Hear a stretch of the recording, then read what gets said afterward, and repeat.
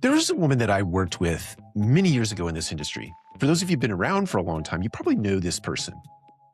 She was a person who knew every single thing there was to know about her property and every property in her portfolio, right down to the supplier contract, right down to the language in the contract. She could walk into a property and by feeling, by intuition, know whether that property was on track or off track. And if it was off track, she was extraordinary in the sense that she could get that property right back to where it needed to be. She was extraordinary. But when she left the organization, it took a solid 18 months to get the operations back on track. Hi, I'm Mike Brewer, and this is The Intelligence Fabric, a podcast about how intelligence shows up in multifamily. That's the thread we're going to pull on today.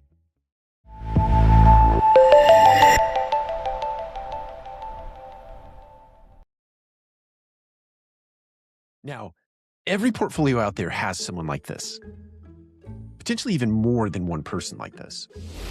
They're exceptional. They create exceptional results. And because they do, organizations tend to build around them. Every single decision that's made in the firm is routed through them, or it flows through them. So the judgment accumulates in them.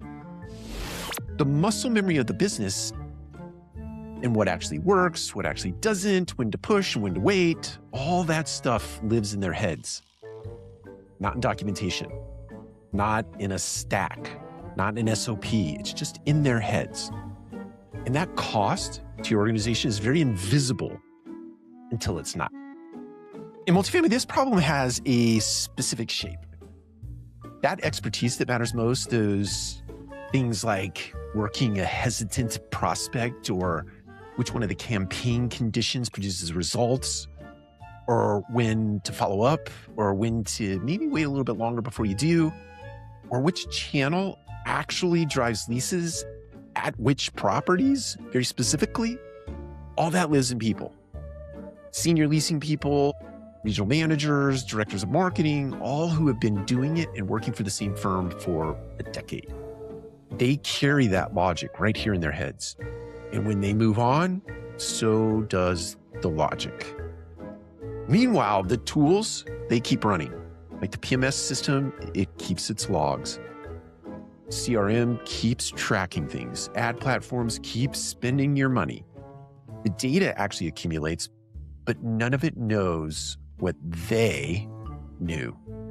And there's a real difference between an organization that operates well because of exceptional people and that operates really well because of exceptional architecture or infrastructure. Both look the same from the outside. The numbers are very similar. The velocity of the way decisions are made in the organization is very similar. The difference shows up in the moment that something changes. In one scenario, it's very fragile. In the other, it accelerates pace, continuously accelerates pace.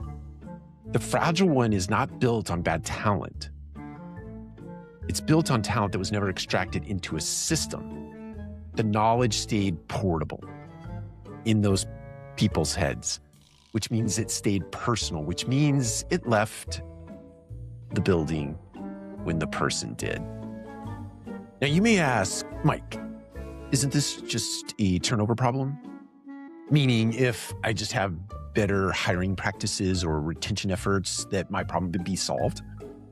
I'm glad you asked that question. And I do think that retention matters. It always will. But I have a great deal of respect for those organizations who are not the ones trying to figure out how to keep people forever. I think the reality today is that people are going to leave your organization, and that's okay. The firms that I respect the most are the people who design systems that don't collapse or fall apart so that your business comes off the rails when they leave. Those are two very different philosophies, design philosophies. And only one of those philosophies actually scales your business. Most operators respond to this knowledge drain problem the exact same way. They write it down. You've heard of the SOPs, right? Or the playbook, or the binder. How many of you have heard of the binder? The idea is that you capture what the experts know before they leave so that the knowledge stays with the organization. Here's the big problem with that. That knowledge sitting in a PDF doesn't work. It doesn't work because the PDF doesn't know when a hesitant prospect needs a call instead of an email. It doesn't adjust when markets shift at one property and not the other. It doesn't act. It just sits there waiting for someone to read it, or probably more appropriately, remembering to refer to it.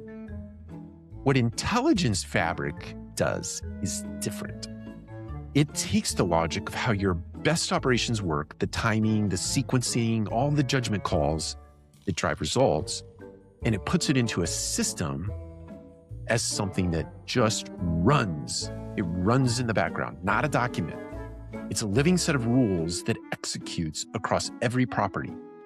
It adapts to whatever is happening real time, and it doesn't leave when the person decides to. That's the difference between documenting expertise and encoding it. One requires a person to carry it forward. The other just carries itself. Real example, 73,600 hours in a month or per month. That is what operators have recovered from manually chasing cold leads, redirected to higher intent prospects once the intelligence was in the system and the system could act on it. The number is not about technology. It's about what happens when the judgment previously that lived in someone's head gets encoded well enough that the system can carry it forward on its own. That is hours. That is also what expertise looks like when it stops being personal and it starts being structural, part of the architecture. If you're sitting above this operation, the question you should be asking yourself is whether the value they create lives in the organization or if it lives in them personally. You probably have exceptional people, but that's the question you need to be asking yourself. If it is in them, you are one resignation away from a performance dip that will take at least 2 quarters to diagnose and then 6 months to recover from. It's really not a question of talent.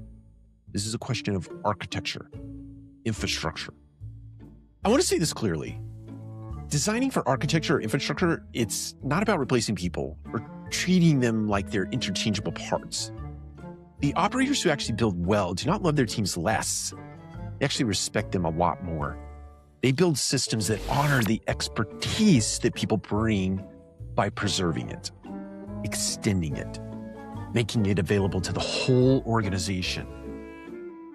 That is not depersonalizing expertise. It's more like taking it so seriously that they protect it. That woman that I mentioned at the top of the episode, the one that you know, the one that knows contracts by memory, she knows every single thing about her property and every property in her portfolio. She's not the problem. Or that group of people is not the problem. They're extraordinary. The problem is that no one ever found a way to put what they knew or she knew somewhere that it could stay in the architecture. The organizations that get this right do not have fewer exceptional people. What they do have is exceptional people whose expertise outlasts them.